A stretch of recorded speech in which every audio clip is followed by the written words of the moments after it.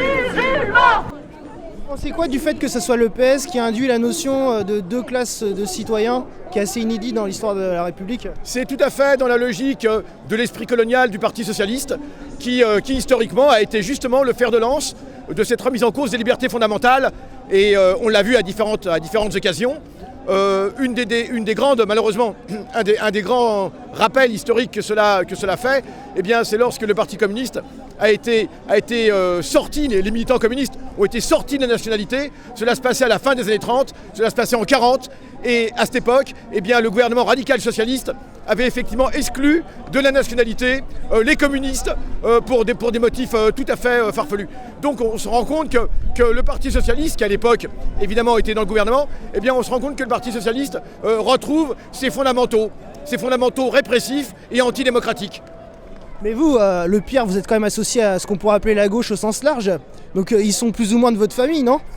Je vous laisse nous définir comme vous le voulez. En tout cas, le pire est soucieux des libertés, évidemment. Le pire, comme toutes les personnes qui aujourd'hui luttent pour une société décoloniale, débarrassée de tout critère raciste, eh bien, le pire, évidemment, est extrêmement déçu.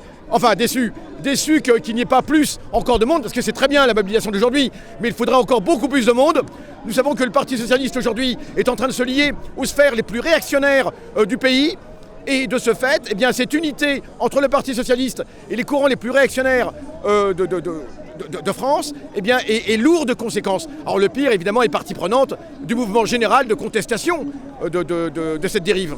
Nous pensons que les premières victimes, effectivement, on le voit, les premières victimes de cette déchéance de nationalité, eh bien, sont ceux qui, justement, à qui l'on dénie cette nationalité pleine et entière, c'est-à-dire les issus de l'ancien empire colonial. Et il est comme dans les années 30, comme lors de la montée du nazisme, eh bien, on se rend compte qu'effectivement, les premières victimes de ce genre de mesures, eh bien, sont celles à qui le Parti socialiste, eh bien, dénie une pleine et entière citoyenneté. Donc, à notre avis, c'est une dérive, c'est une avancée dans la régression, si je puis dire, et du coup, eh bien, nous appelons toutes et tous à se joindre à ce mouvement. Toutes et tous les issus de l'immigration post-coloniale, eh bien, à rejoindre ce grand mouvement de contestation.